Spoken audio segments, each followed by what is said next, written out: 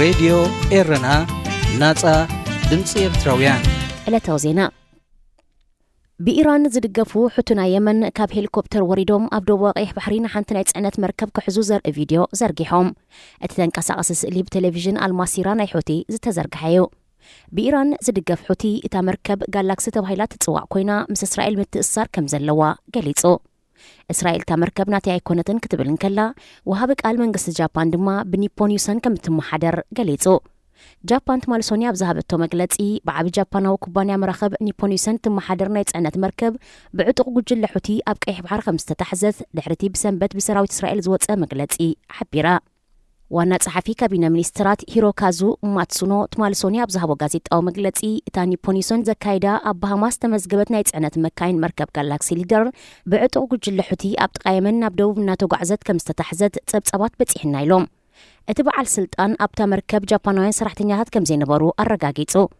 እታ ብኒፖን ዩሰን ትፍለጥ መርከብ ብድምር 25 ሰራሕተኛታት ዝነበራ ኮይና ኣባላታ ካብ ቡልጋርያ ዩክሬን ፊሊፒንስ ሜክሲኮን ሮማንያን ዝመጽዮም ሑቲ ንኹለን ምስ እስራኤል ዝምድና ዘለዎን መራኸብ ዕላማ ክንገብሪና ብምባል ካልኦት ሃገራት ካብ ተኸባቢ ክወፃ ኣጠንቂቑ ነይሩ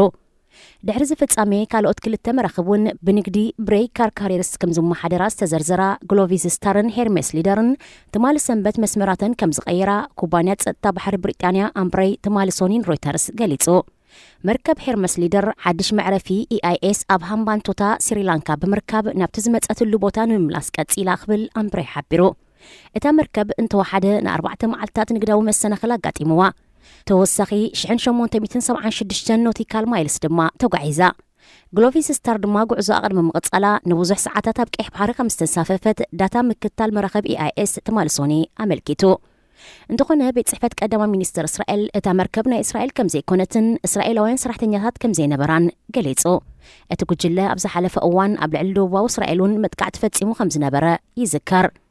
ሑቲ ኣብ ልዕሊ ፍልስጤማውያን ኣብ ጋዛን ምዕራባዊ ገማግም ባሕርን ዝተፈጸመ ተግባራት ምላሽ ንምሃብ ነታ መርከብ ከም ዝማረኻ ኣፍሊጡ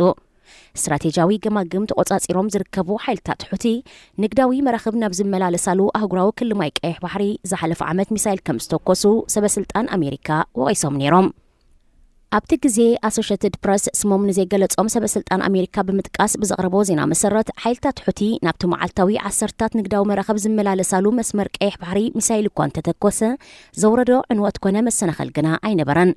ሑቲ ከም ዝኣመሰለ ተግባራት እንተቐጺሉ ነቲ ዕሙር ንግዳዊ ልውውጥ ዝካየደሉ መስመር ቀይሕ ባሕሪ ኣብ ሓደጋ ከውድቆ ከም ዝኽእል ዝተፈላለዩ ወገናት ስጋታቶም ይገልጹ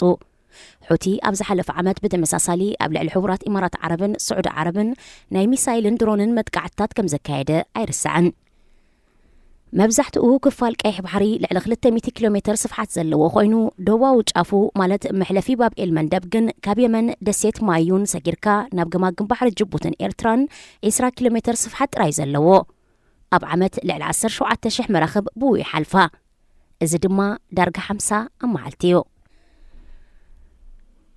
ብሪጣንያ ንሳይንቲስት ቅልውላው ክሊማን ተፈጥሮአዊ ሓደጋታትን ንምክትታል ዝሕግዝ ሓዳስ መርከብ ጠፈር ንምዋልን ንምህናፅን ክትሕግዝ እያ እዚ ሓዳስ ፓትፋይንደር ሳተላይት ካብ ኤጀንሲ ህዋ ዓባይ ብሪጣንያ ብ3 ሚልዮን ፓውንድ ክትምወል እያ እቲ ፕሮጀክት ንመሬት ዝከታተላ ጉጅለ ሳተላይታት ኣብ ምዕባል ዝርከብ ኮይኑ ንሓደጋ ተፈጥሮአዊ ሓደጋታት ንምፍላጥ ንምክትታልን ንምንካይን ዝሕግዝን ብቐጻሊ ዝመሓየሽን ዳታ ክህብ ተስፋ ይግበር ብሪጣንያዊ ጠፈርተኛ ነበር ቲምፒ ካብ ዝሓለፈ ወርሒ ኣብ መደብ ቱዴይ ቢቢሲ ሬድዮ 4 ኣብ ዝሃቦ መግለጺ ኣዝዩ መሳጢ ምዕባል እዩ ኣብዚ እዋን እዚ ኣብ ጽላት ህዋ ብዙሕ ይፍጸም ኣሎ እሞ ዓባይ ብሪጣንያ ኣብ ዝሓድሽ ዘመን ንግዳዊ ዕድላት ንምድህሳስ ኣብ ቅድሚት ምህላዋ ፍሉይ ነገር ኢሉ ባህርያዊ ሓደጋታትን ለውጢ ክሊማን እናዓበየ ዝኸይድ ዘሎ ስክፍታ እዩ ካብ 2009 ጀሚሩ ኣብ ነፍሲ ወከፍ ካልኢት ሓደ ሰብ ብሓደጋ ከም ዝተመዛበለ ዝግመት ኮይኑ ካብ 2008 ጀሚሩ ብማእከላይ ገምጋም 22.5 ሚልዮን ሰባት ብሰንኪ ክሊማ ወይ ምስ ኩነታት ኣየር ዝተኣሳሰሩ ሓደጋታት ተመዛቢሎም ብዛዕባ እቲ ብሰንኪ ሓደጋታትን ምስ ክሊማ ዝተኣሳሰር ምምዝባልን ዝለዓል ሰፊሕ ናይ ምክልኻል ብድሆታት እዛ መርከብ ጠፈር ከተቃልሎ ተስፋ ይንበረላ ዝኸበርኩም ሰማዕትና ዜና ኣብ ዝተፈጺሙሎ راديو إيرنا ناصا ድምፂ ኤርትራውያን